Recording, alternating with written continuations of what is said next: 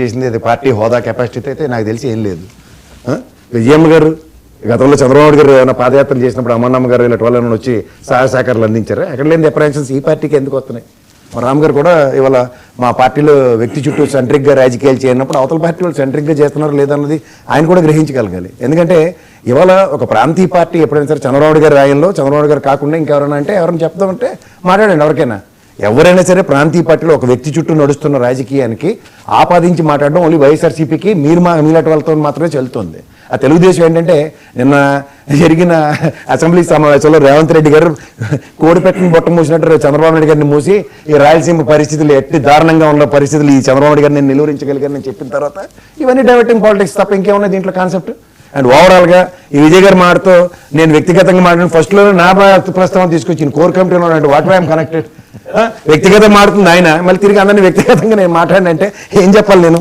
So ఇక్కడ first of all Bharatamma గారు ఇవాళ పొలిటికల్ వాక్యూమ్ ఏమైనా క్రియేట్ ఉన్నప్పుడు వైఎస్ఆర్సీపీలో దాన్ని ఫుల్ఫిల్ చేయడానికి వస్తే అప్పుడు దాని గురించి చర్చనీయాంశం ఉంటుంది. వాక్యూమే లేకుండా ఏం చేయాలి?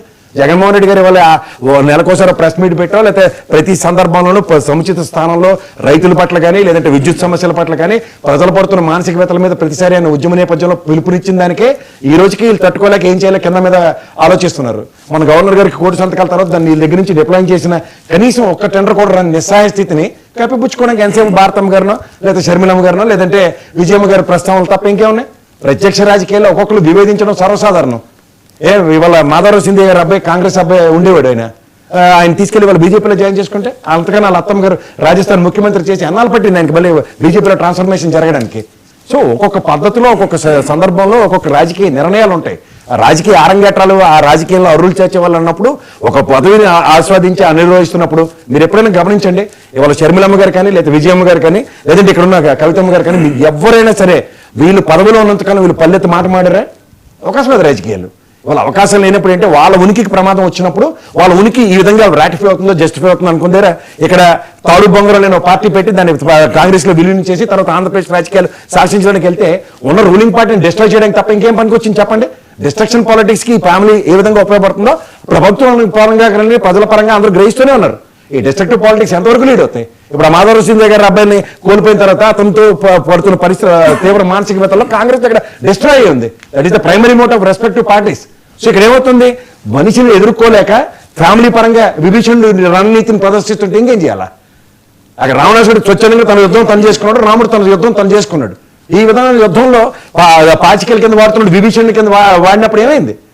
తంత్రం మారినప్పుడు రాజకీయ రణనీతిని ఎదుర్కోలేనప్పుడు వీళ్ళు చేస్తున్న రాజకీయ రణనీతి పందాగా మారుస్తున్నారు. ఇది దీనికి చాణక్యతనం చతురత అని పేర్లు పెడితే నాలాంటి వాళ్ళ దగ్గర విశ్లేషణకి ఏం సమాధానం ఉండదు.